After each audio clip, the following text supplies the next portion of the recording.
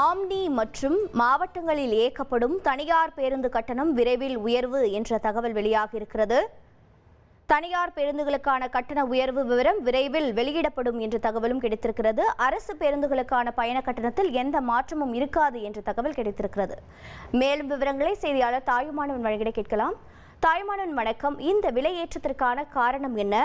தற்போது என்ன விலை நடைமுறையில் இருக்கிறது? எவ்வளவு ரூபாய் உயர்த்தப்பட இருக்கும்? மேலும் மாவட்டங்களில் என்றால் அனைத்து மாவட்டங்களுக்கும் பொருந்துமா? என்ன விவரம்?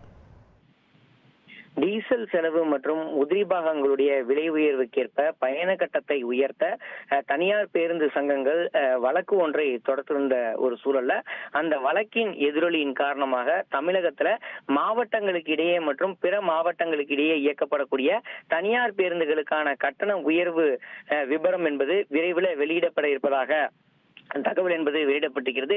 பேருந்து கட்டண உயர்வு தொடர்பாக கருத்து கேட்பு கூட்டம் என்பது பொதுமக்கள் மற்றும் தனியார் பேருந்து ஆபரேட்டர்கள் மற்றும் அரசு போக்குவரத்து கழகங்களுடைய உயர் அதிகாரிகளிடையே அந்த கருத்து கேட்பு கூட்டம் என்பது நிறைவடைந்த ஒரு சூழல்ல போக்குவரத்து துறையின் தரப்புல அமைக்கப்பட்டிருந்த குழு தற்போது அந்த திருத்தி அமைக்கப்பட்ட அந்த பயண கட்டணத்திற்கான கட்டண அறிவிப்பு குறித்தான தகவலை நீதிமன்றத்திடம் சமர்ப்பித்திருக்கிறது.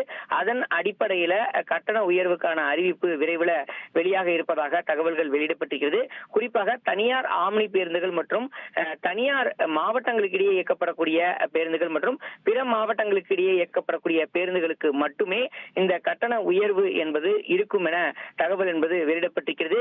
குறைந்த பயண கட்டணத்துல மக்களுக்கான பொது போக்குவரத்தை உறுதி செய்வதற்காக அரசு போக்குவரத்து கழகங்கள் செயல்படக்கூடிய ஒரு சூழல்ல குறைந்த பயண கட்டணத்துல மக்களுக்கான பொது போக்குவரத்தை இயக்க வேண்டும் என்பது அரசுடைய கொள்கை முடிவாக இருப்பதன் காரணமாக அரசு பேருந்துகளுக்கான அந்த கட்டணம் என்பது உயர்த்தப்பட மாட்டாது என தகவல்கள் வெளியாகி இருக்கிறது.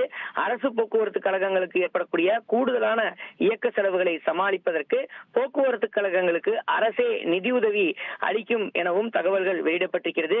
எனவே அரசு பேருந்துகளுக்கான பயண கட்டணத்தில் எந்தவித மாற்றமும் இருக்காது என போக்குவரத்துறை வட்டாரத்தில் தகவல்கள் வெளியிடப்பட்டிருக்கிறது.